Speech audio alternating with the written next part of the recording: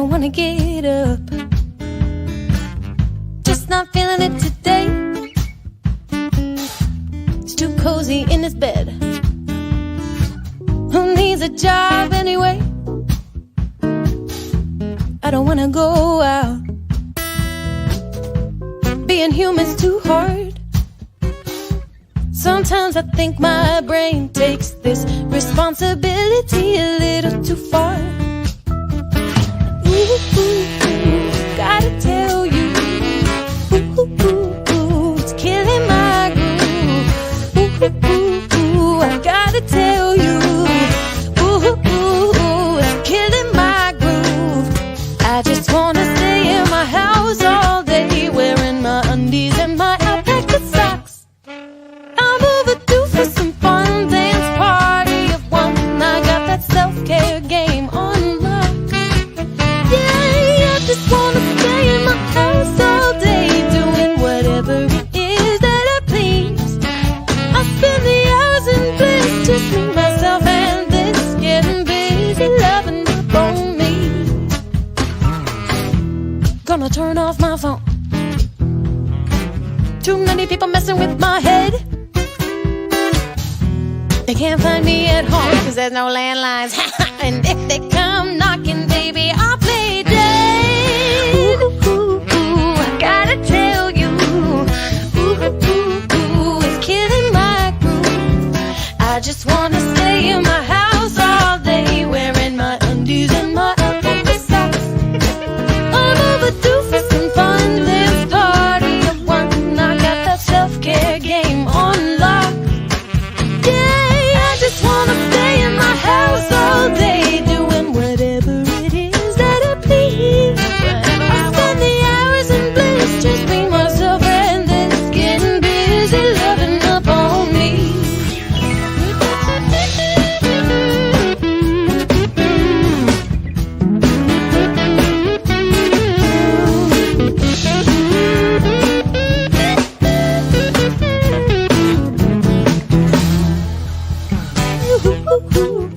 I gotta tell you, it's killing my groove. I gotta tell you, I just wanna stay in my house all day, wearing my undies and my alpaca socks. Oh, they're so warm. I'm overdue for some fun dance party of one. I got that self-care game on lock. Oh, I just wanna stay in my house all day, doing whatever it is that I please. I spend the hours in this, just me, myself, and this, getting busy, loving up on me. Getting busy, loving up on me. Getting busy, loving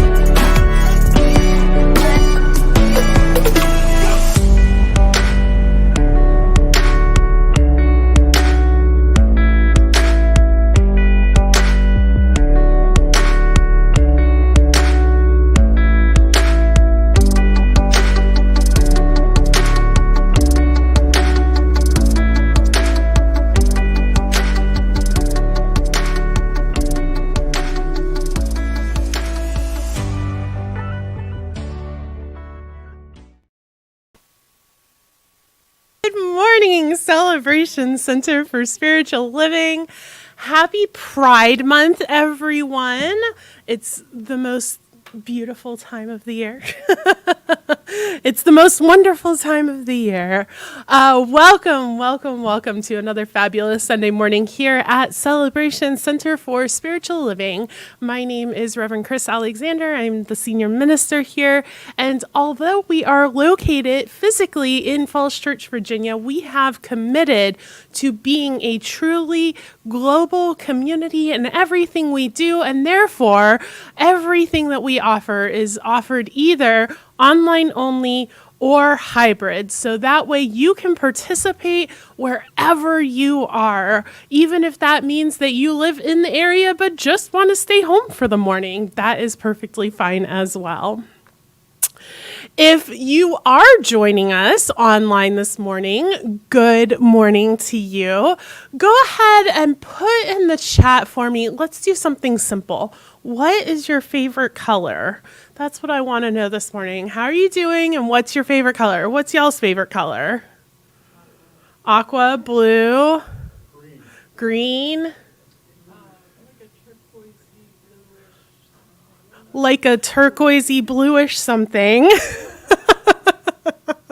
I'm a big fan of the teal pink combo. That's nice. What about back there? What's your favorite color? Whatever color he's looking at, because he is so enlightened that he knows that the present moment is the best moment. All right, what about y'all online? What is your favorite color? If this is, black, Little Salem. Welcome, Little Salem. Is this your first time here? Have we seen you before? And maybe we have, and I haven't. Welcome. And, I see some other people coming in as well, so we'll keep looking out for favorite colors. If this is your very first time here today, an extra special welcome to you. We would love to learn more about you and how we can support you as this beloved community, and so we invite you to fill out a guest card. There's a couple of different ways you can do that. You are welcome to just scan that QR code that is up right here next to me. Or you can go to bit.ly/CCSL guest, or if you're here in the room, we do have guest cards over on the table for you to fill out. Also, if you are interested in us praying with and for you, we do have a ministry of prayer that meets on Monday afternoons, and you can give us a prayer request by either filling out a prayer card over on the table, or if you're online, you can scan this code or go to celebrationcenter.org and click on Request Affirmative Prayer. That is going to lead you to a confidential prayer request form that you can fill out that will be received by our ministers and practitioners so that we can pray with you all week long. If you are at home watching us, that means that your mouse is probably already poised over that share button. And so I invite you to join your friends and family in coming to the center this morning by clicking share. Invite people in your life to come join us. That way you get to go to church with your friends without even having to put on pants. That's pretty cool. So share us out and join your friends and family. Did anybody notice where Flat Ernest was in the e-news this morning? Or not the e-news, sorry. The slideshow this morning? Anybody? All right, see if y'all can find him. He's always there watching over us. And if this is your first time joining us, Ernest Holmes is our founder, and we have done lots of things with Flat Ernest over the years. And so you will probably notice his little head peering out at us at some point. As a reminder, our Tuesday night meditation has shifted. It is now pause, breathe, repeat meditation happening from 6 to 6:30 in collaboration with Soul Evolution Collaborative. There is a sign up for this. You only have to sign up once, and that will put you on the registration list. Then you will get a weekly reminder email as well as the link on Zoom for that meditation. So we invite everyone to join us, and that again is something that you can bring your friends and family to. It is open to anyone, whether you have been meditating for hours every day for the last 25 years, or maybe you've never meditated before and you just want to know what it's all about. Either way, this is going to be a meditation practice for you. This Friday, y'all, this coming Friday is World Refugee Day, and we are, in conjunction with Lutheran Social Services, we are going to be offering a collaborative art table at their World Refugee Day Carnival and Festival that they are having. So we have most of the supplies we need. We still need magazines. So if you have magazines, please bring those in to us this week. You can hit me up. If you have my phone number, you're welcome to text me. You can also email me, revkris@celebrationcenter.org, or if you go online, there's contact information all over our website. So we can coordinate getting magazines from you. And we still need volunteers. So if you want to come join us on Friday night, it is going to be an outdoor event, and it's going to be so much fun putting together this collaborative art project with refugees from all over the DC area. And this project is going to hang in the Resource Center in Alexandria all year long. So it's going to be a lot of fun. It's from 5 to 9:30. There are shifts. You don't have to stay for the whole thing if you don't want.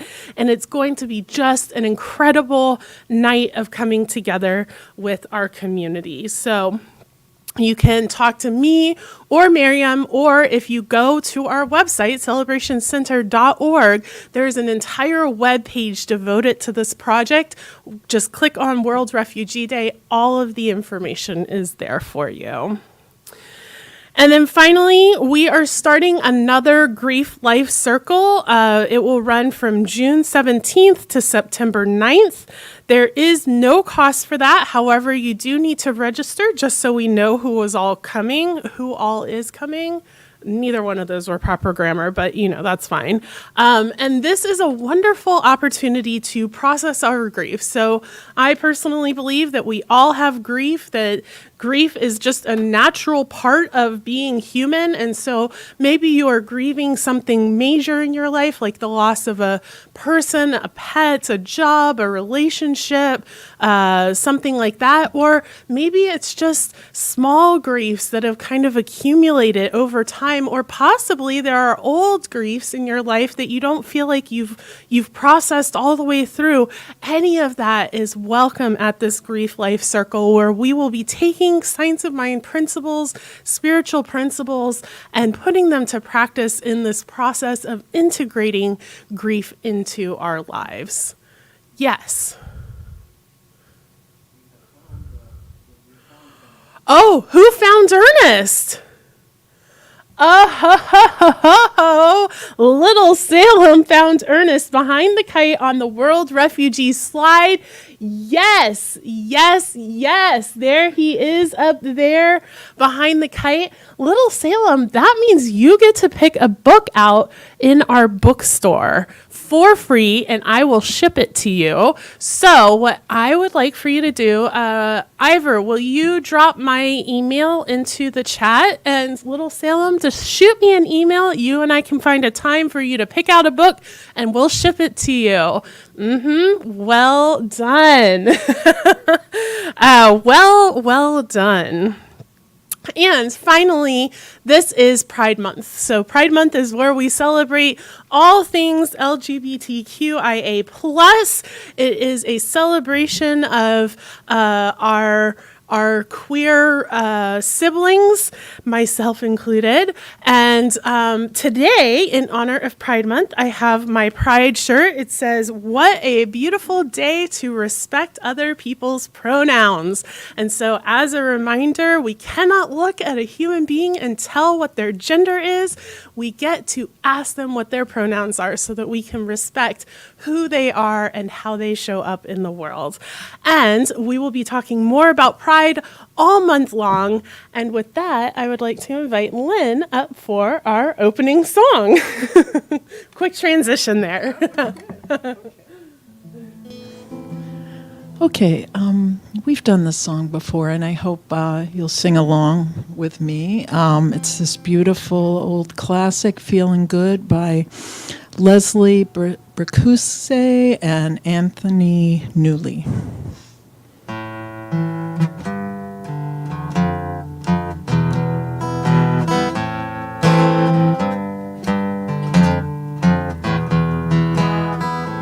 Birds flying high, you know how I feel. Sun in the sky, you know how I feel. Breeze drifting by, you know how I feel. It's a new dawn, a new day, a new life for me. And I'm feeling good.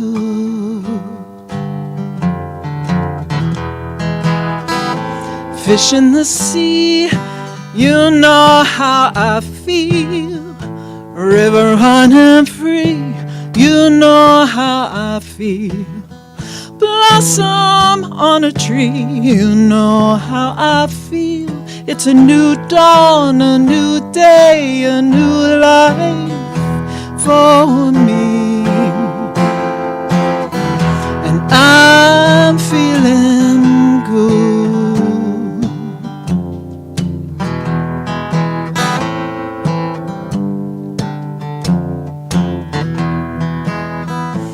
Butterflies having fun, you know what I mean. Sleep in peace when day is done, oh yeah.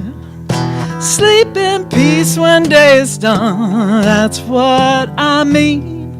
It's a new dawn, a new day, a new life for me.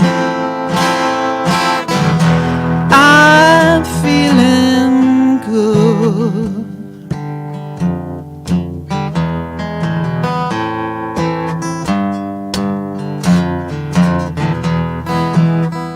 Stars, when you shine, you know how I feel. Scent of the pine, you know how I feel. Freedom is mine, that's how I feel. It's a new dawn, a new day, a new life. It's a new dawn, a new day, a new life. It's a new dawn, a new day, a new life for me. And I'm feeling good. I'm feeling good. I'm feeling good. I'm feeling good.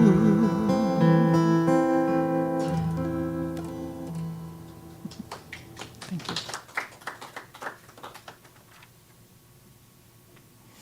Thank you, Lynn. I love that song. Affirming how we're feeling good. Good morning. I'm Jenn Fay, one of the practitioners here. And I invite you to join me in speaking out loud our vision statement. We are celebrating spirit within and knowing the oneness of humanity. So, new month, new focus about self-care. And so I have a couple short quotes here. The first one is from Dr. Seuss.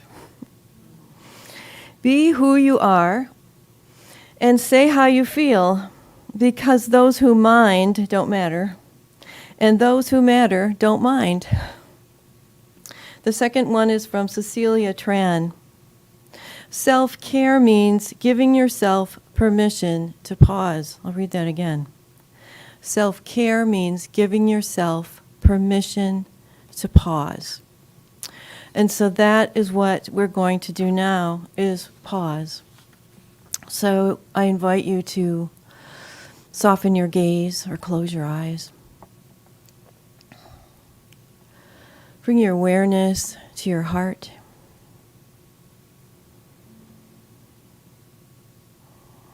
And so as we pause into this sacred moment, we just allow our bodies to settle into the surface beneath us, to feel the support.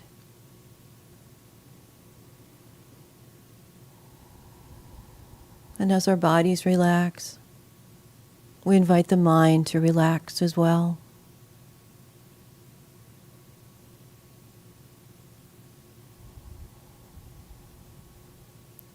We feel that support and know that there is support beyond the physical world that we can also sink into.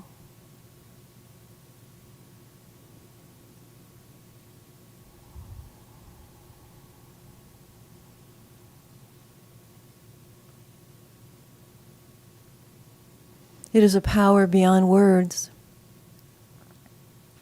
It is a feeling space of knowing that we're never alone.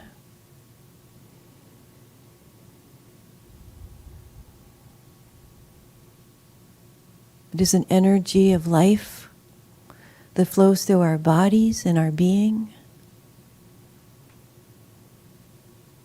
It is an awareness of what we need as this human being, this spiritual being in a human body. And as we turn that awareness inward to ask, what is it that we need? Thoughts will come, for we know what we need. It's giving ourselves permission to have what we need that may be the challenge. And so let's begin right here, this pause. Everybody needs to pause occasionally to just be, to notice the beauty, to take a deep breath, to focus on the heart, to see the wonder that is always here, and to know that our own wonder, our own light shines more easily when we take care of ourselves, allowing Spirit to shine through us.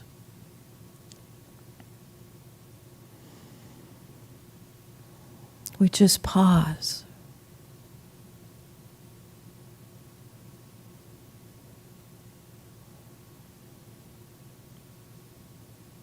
And so it's from this pause we move into prayer.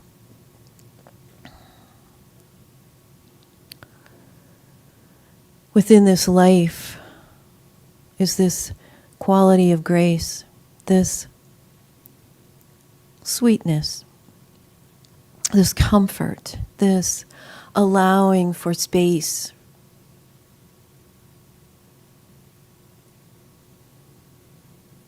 this celebration of who we are, the Spirit that knows us, every aspect, so well. We belong to that essence, and we can relax into that essence and find that divine love unconditionally flowing.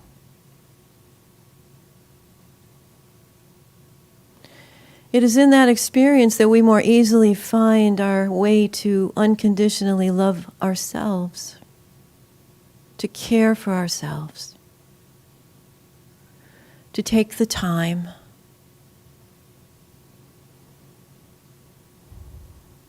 to nurture that inner being, that creative, childlike aspect that wants to play,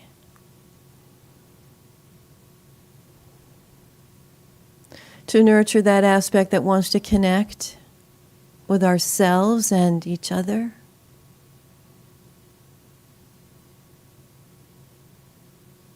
To find ways to just be in a place of comfort and delight,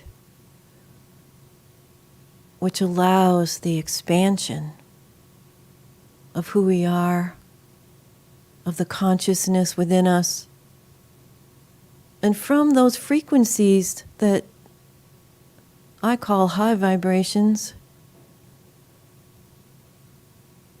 we allow that energy to move from us and into the world, into the collective consciousness, into the cosmos, into life itself. And it all began with a pause. I'm so grateful for those moments when we pause. We stop, we feel, we know, and we see, leading us to be who we truly are. I release these words into the law that's paying attention to what we believe. And it responds beautifully every time. We are blessed again and again. And so it is.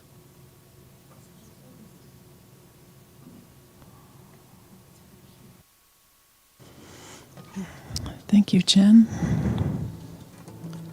I'm going to do a song, share a song by Shannon Lay, and it's called Awaken and Allow.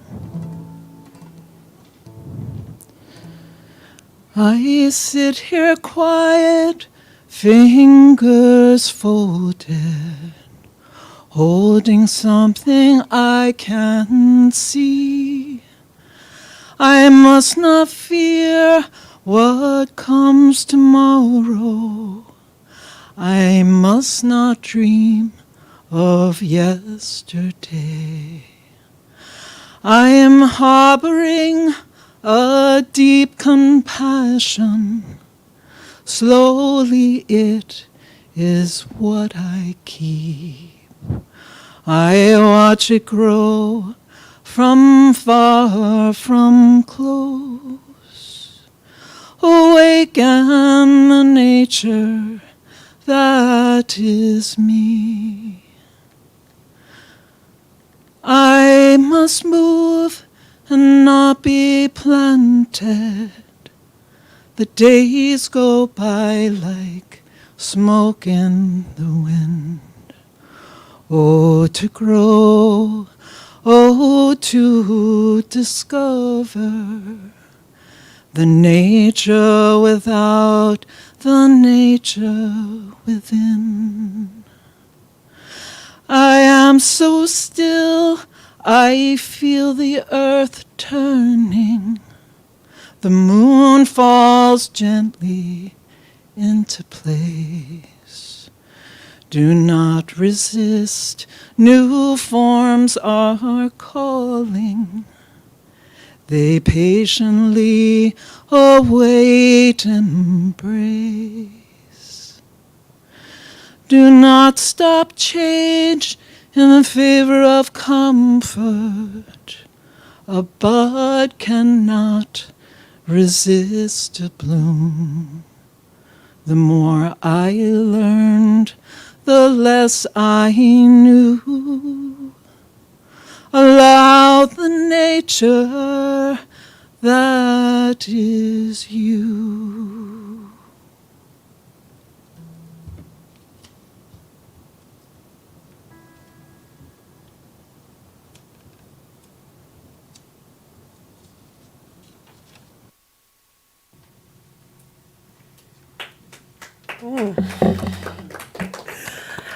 Thank you, Lynn. That was beautiful. Like, hauntingly beautiful, but in a good way. I know Lynn knows what I mean when I say that. Oh. All right, y'all. I went down quite the rabbit hole this week. Are y'all ready to go with me? We're diving right in. So, when I say self-care, what comes to your mind? Shout it out or write it in the chat. When you hear self-care, what do you immediately think of? I tend to think of bubble baths. Massage. What else? Retreat. Yep. Forgiveness. Ooh, that's a good one. Yes. Gratitude. Yep. Writing pages. Yes. Ed is a big fan of morning pages. He writes his morning pages every night, right? So writing your morning pages, doing your spiritual practice. Yep. Anything coming in online? All right. Yes. Well, it is all of those things, and yet it is so much more. So, does anybody, and I surely did not before I started working on this week, does anybody know the origins and the history of self-care, this idea of self-care? I know, me neither. Okay, so this is fabulous because it's really, really interesting. So today I'm talking about the evolution of self-care, and this idea of taking care of ourselves has really had an interesting journey in our history. So self-care actually began in the 1950s, and it was a term coined in the 1950s used to describe how patients who were institutionalized could cultivate a sense of self-worth through acts of care and preservation. So it began in the 1950s through this idea that institutionalized people, actually deserved to have some sort of say in the way that they showed up in the world. Imagine that.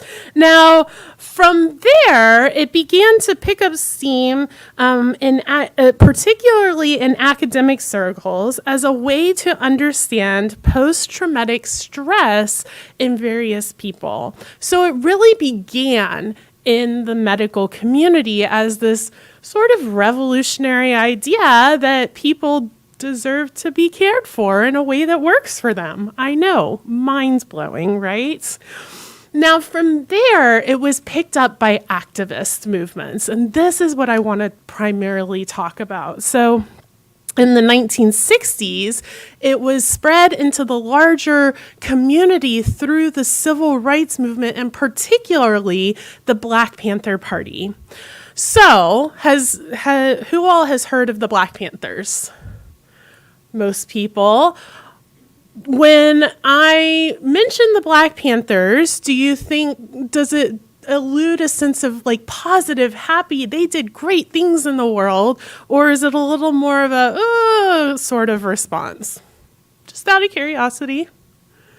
I saw from the back of the room a little bit of this, right? There's a lot of things that the Black Panthers did, a lot, across the spectrum. And I know that in my history classes and the way that I was taught about the civil rights movement, it was very much sort of some people did civil rights good and some people did civil rights bad.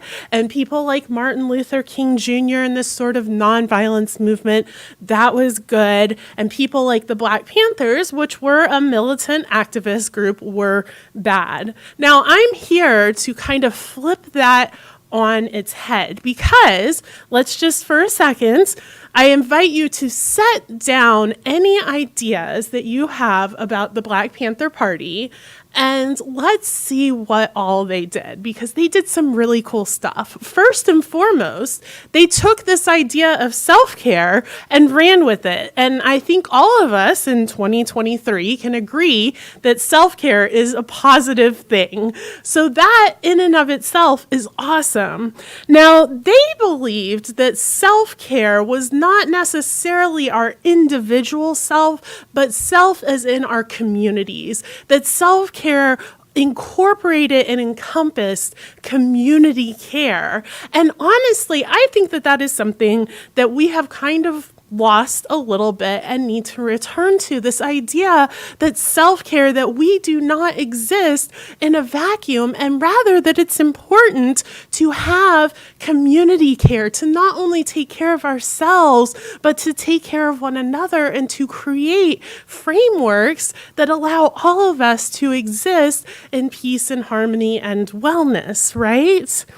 And so the Black Panthers did that in a massive way. As I was reading about what they did in the world, my mind was blown. They were doing radical things in the 60s and 70s. So the first thing that they did was the Black Panther movement created community health centers and health clinics. And they did those free of charge. So they were providing medical care for free at these clinics in these major cities long before free health clinics were a thing. And at these free health clinics, they provided medical care, they provided drug and alcohol rehabilitation, they provided testing for sickle cell disease, and they actually, and Black men in particular, created emergency response ambulance systems. So that was launched and founded through the Black Panthers. Did you know that our ambulance system today was actually founded by African American men? So cool. There's actually a really good book, American Sirens, if you want to learn the history of the ambulance system in America. It's fascinating. So, along with community health clinics, the Black Panthers were also creating education programs. They were providing classes on politics and economics. They were teaching people how to utilize their money and work in the systems that we have here in our society. They taught lessons on self-defense and first aid, so they were making sure that people could take care of themselves and one another. And they created a series of what they called liberation schools. And these were free after school and summer programs for children. So they were making sure that children were cared for while their parents were often off at work. How cool is that? Now, in addition, the Black Panthers also created a ton of social programs. They were the first group to offer free breakfast to children. And I remember when I was in school, this idea of free breakfast for kids was kind of a new thing. Like now we're starting to do free lunch for children, and this idea of, let's feed our children because people can learn better when they're not hungry. That seems like a radical idea. And yet back in the 60s, the Black Panthers were creating social programs to feed all children free breakfast, to make sure that they did not go to school hungry, because you cannot learn if you are hungry. You can, but it is very challenging. So in addition to free breakfast for children, they provided transportation to prisons for family members of inmates to make sure that families could stay connected. They also provided clothing distribution and set up frameworks for people to get the resources that they needed. So what I think is really cool about that is that, at least the way I was taught about the Black Panthers, was that they were this militant activist group and they caused a lot of harm and did a lot of violent things. And Yes, there was some of that, but actually what we aren't taught is all of the incredible community care and self-care activities and programs that they put into place in major cities across the country, including Oakland, LA, New York, Chicago, all of these different places. So they really took this idea of self-care and ran with it. And from there, from this idea of self-care, meaning community care, and all of it being wrapped into one that everyone deserves to be cared for, both individually and collectively, this idea of self-care then became an act of countering activist burnout. So in the 60s and 70s, those of you who were around in the 60s and 70s can probably attest to the fact that there was a lot of activism going on. There were the civil rights movement, the women's lib movement, the Stonewall riots happened at that time. I mean, there was just this upheaval of civil rights activism, of this idea that individuals deserve to be themselves and to live in the world and in our country specifically in a way that works for them, right? And so lots of people were burning out because activism is hard work. And so self-care came in as a counter against activism burnout. Now, from the Black Panther movement and the civil rights organization, the women's lib movement took this idea of self-care and they also ran with it. So they understood, Natalia Petrel's... I should have looked this up. I'm so sorry, y'all. Natalia Petrezella said that self-care was a claiming of autonomy over a body as a political act against institutional, technocratic, racist, and sexist medicine. So what was happening in the 60s and 70s was that the female body was widely perceived and treated by medical staff as inherently sick if they were middle or upper class, or as a vector of disease if they were poor or working class. And so this idea of self-care was what supported the women's liberation movement in opening their own women's health and reproductive health clinics so that women could get the care that they needed. So once again, this idea of self-care was very tied to community care, to collective care, right? So they also understood that poverty was related and correlated to poor health. And so they argued that in order to dismantle hierarchies based upon race, gender, class, and sexual orientation, those groups must be able to live healthy lives. And so the living healthily, or self-care, required the involvement of individuals and communities in their own health promotion. So this idea of self-care was really rooted in we deserve to have body autonomy. And when I say we, I mean everyone, specifically marginalized and oppressed communities. How cool is that, y'all? So it's so interesting to me that when I hear the term self-care, the first thing that pops into my head is bubble baths, when actually self-care was a radical commitment to taking care of ourselves and one another's in these communities that were historically not cared for by institutions. So Audre Lorde, in A Burst of Light and Other Essays, says that self-care is not self-indulgence, it is self-preservation. And we can really see that in these programs, in things like women's health and reproductive clinics, in healthcare clinics, in alcohol and drug rehabilitation, in feeding children, in distributing resources, in providing childcare, right? Those are acts of self-preservation in communities that were not being cared for by the larger institution. And so, self-care and community care went hand in hand, right? So today, what's really interesting is, so that was the 60s and 70s, and y'all who were alive in the 60s and 70s, I just need to give y'all props because there was a lot going on, and y'all did a lot of really great stuff for our society, and I am so grateful for all of those movements and all of the ways that people really showed up for one another in a way that I think now we're beginning to see in this new way in 2023, there's a lot of things going on, but for a long time in the 80s and 90s, we didn't really have that going on as much. And so what happened was in the 80s, the Black Panther movement began to get this bad rap, and a lot of their systems and programs and social activities were dismantled.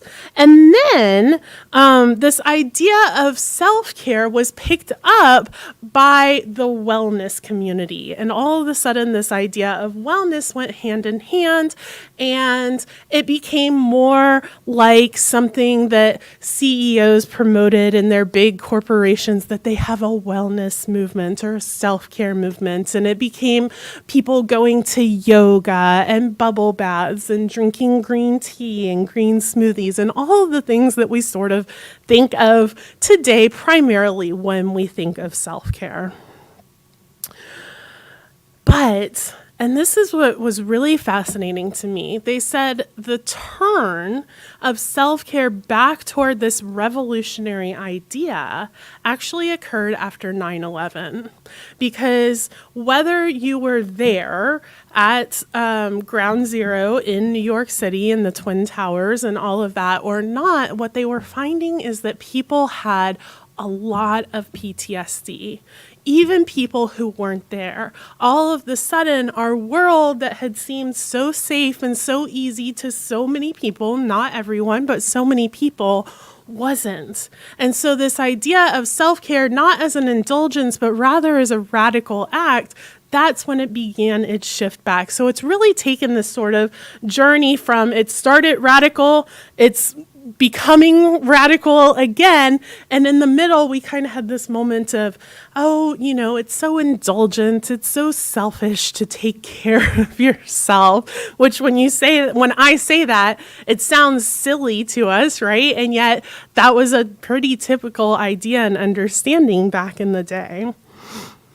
So I want to talk just a little bit about the wellness movement, because how many people here feel like wellness, this idea of taking care of yourself before you get sick, of being well and treating your body well, how many people think that that's generally a good idea? I do. Every hand in the room. I'm sure your hand popped up at home as well. And yet, here's what just cracked me up. The wellness movement was actually viewed as a cult in the late 60s and early 70s. And the people that practiced wellness were looked at by the larger society like hippies were, this sort of, cult fringe group of crazies that were doing this thing that was just so radical and out there. And now here we are, 50, 60 years later, and it is just, Of course you want to take care of your body and keep it healthy, right? So let's let's see, in 1979, so that was, closer to 1980 than 1970, right? There was a 60-minute segment, and it opens with Dan Rather saying, wellness. Now, there's a word you don't hear every day. And then he goes on to explain, wellness is really the ultimate in something called self-care. And this idea of holistic fitness lifestyles, like the one that Rather promoted in that 60 minutes, really marked the beginning of a new era for self-care, one that disassociated it from politics. So that wellness movement, once again, in 1979 and into the 80s and 90s, is what shifted us away from this idea of it being a radical political act into it being an individualized thing. And then in the 1990s, fitness and wellness lifestyles began to move from the fringes of society into the mainstream and became more commercialized and associated with the wealthy. So it was really this lightening of the tone of these originally more subversive ideas. So everybody take a deep breath. Did you know any of that? Because I did not know any of that. And yet I think it's so interesting. So what you might be sitting there thinking to yourself, okay, fantastic, Reverend Kris, but we are a spiritual center. So what does this have to do with spirituality at all, right? I'm so glad you asked. So here's the thing, is that self-care is an act of wholeness, right? It is an act of seeing ourselves as divine. So here in Science of Mind, we believe in oneness. We believe there's only one thing going on, and that each and every person is the individualized expression of spirit in form. That is who and what we are. We are God in action showing up on the planet. So all of a sudden, self-care becomes a necessity because we're not only taking care of ourselves in this human idea, but we're also taking care of ourselves as spirits. Acting in self-care is taking care of God. But here's the radical part, and here's what I want to introduce. So often, we look at this idea of oneness as I am God in action, and we kind of forget, and so is everybody else, and so is all of the ways that people are showing up that I disagree with.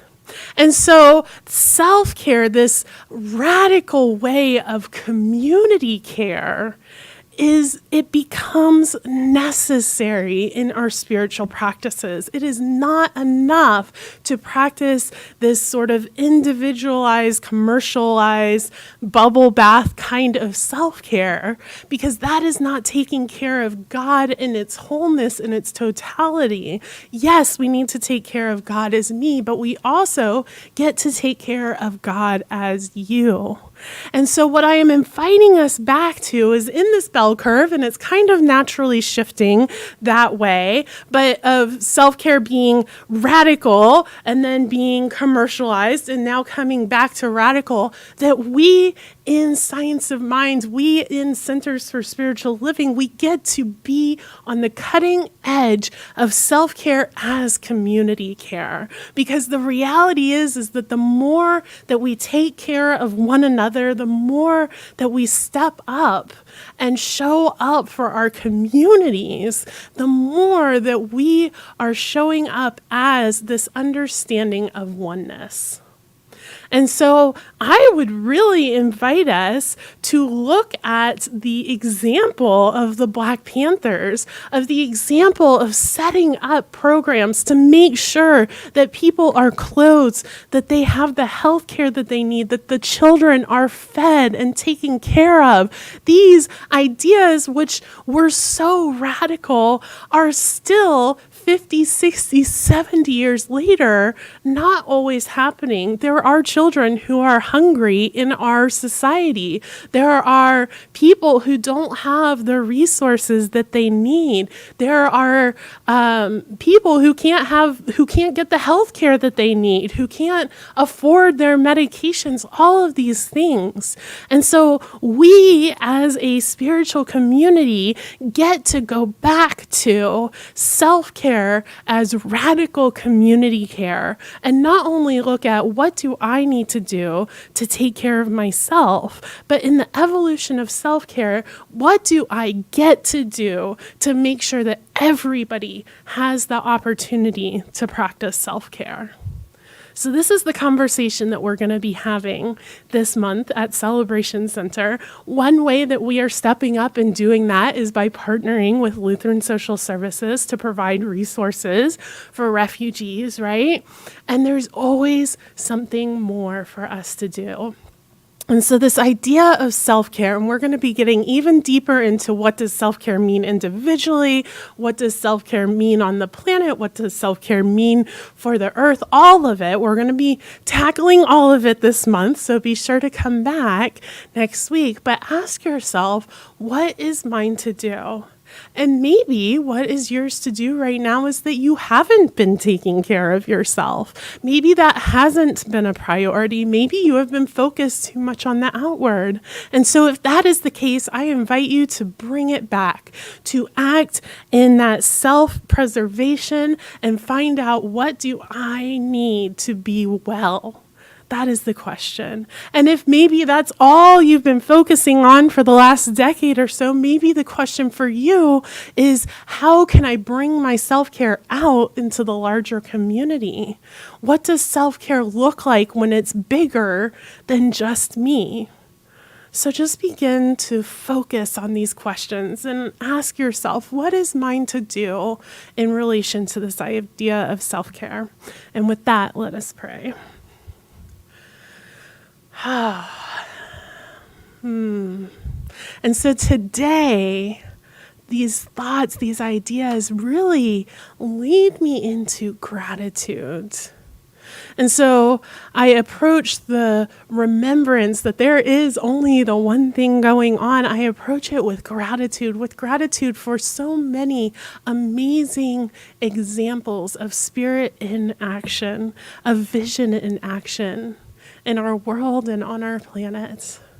I am so grateful for the way that God has shown up so far. And I am so grateful for this community where God continues to show up as the individualized expression of each and every one of us, and as the collective expression of Celebration Center for Spiritual Living.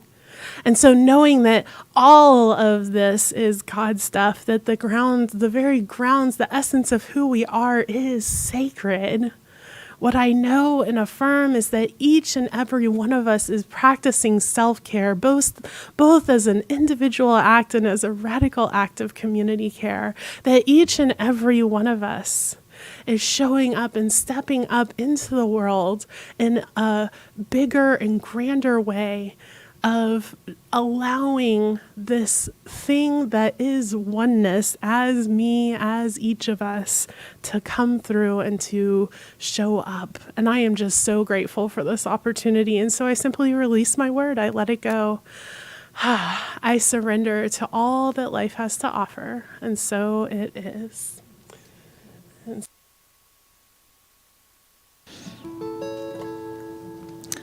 Going to share the beautiful Karen Drucker song, Gentle with Myself.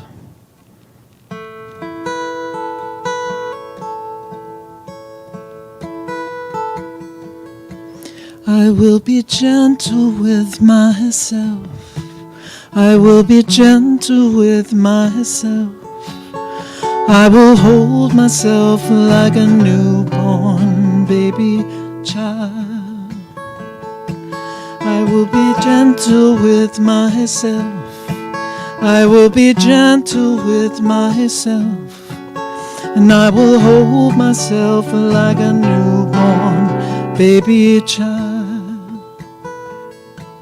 I will be tender with my heart. I will be tender with my heart.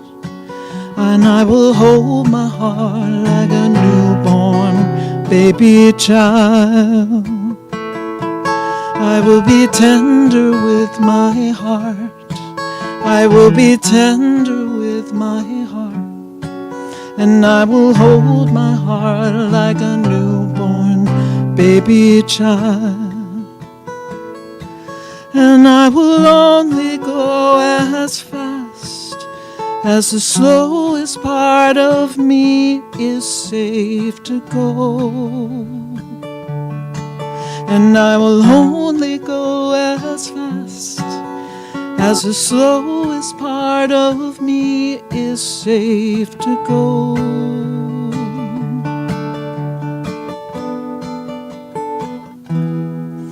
I will be easy on myself. I will be easy on myself.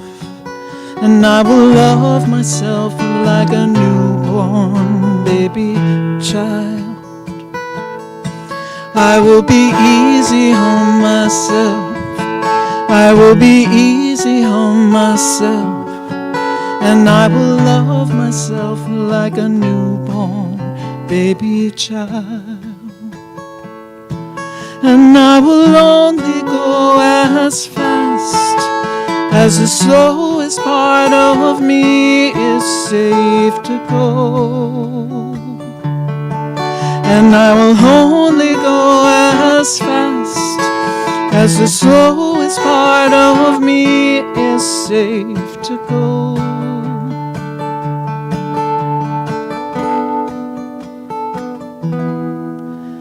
And I am gentle with myself. I am gentle with myself. And I hold myself like a newborn baby child. I am gentle with myself. I am gentle with myself. And I hold myself like a newborn baby child. And I rock myself like a newborn baby child. And I hold myself like a newborn baby child. And I love myself like a newborn baby child.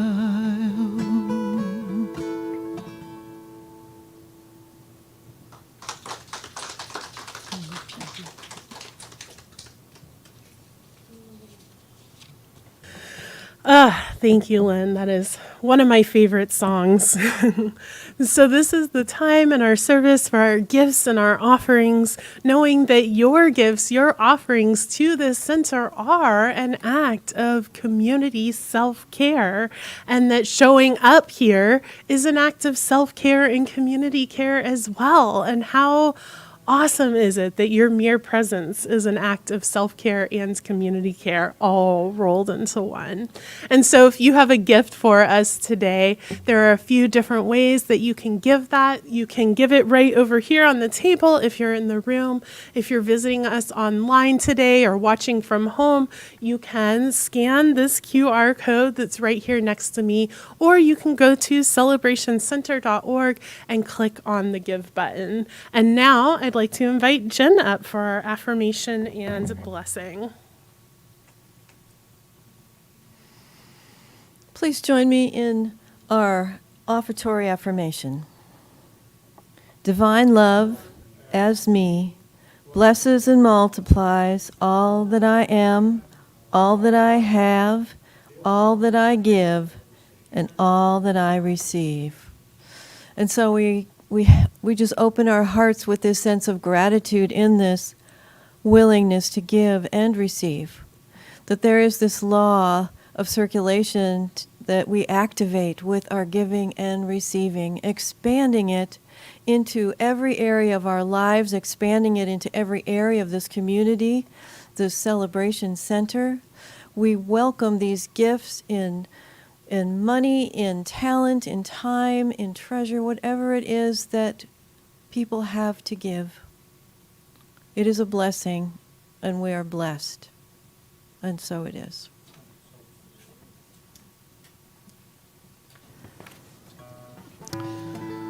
Okay, I hope everyone will sing along with this song. If you want to stand and join in, this is "I Love Myself the Way I Am" by Jai Joseph.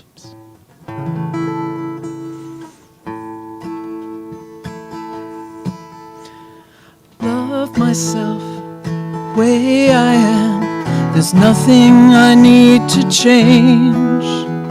I'll always be a perfect me. There's nothing to rearrange. I'm beautiful and capable of being the best that I can. I love myself just the way I am. I love you just the way you are. There's nothing you need to do. When I feel the love inside myself, it's easy to love you. Behind your fears, your rage and tears, I see your shining star. And I love you just the way you are. Love the world the way it is, 'cause I can clearly see that all the things I judge are done by people just like me. So fill the world with peace on earth, the only love can bring. I'll help it grow by loving everything. We love ourselves the way we are, but still we want to grow. The change outside can only come when deep inside we know we're beautiful and capable of being the best we can. So let's love ourselves the best way that we can. So let's love ourselves the best way that we can.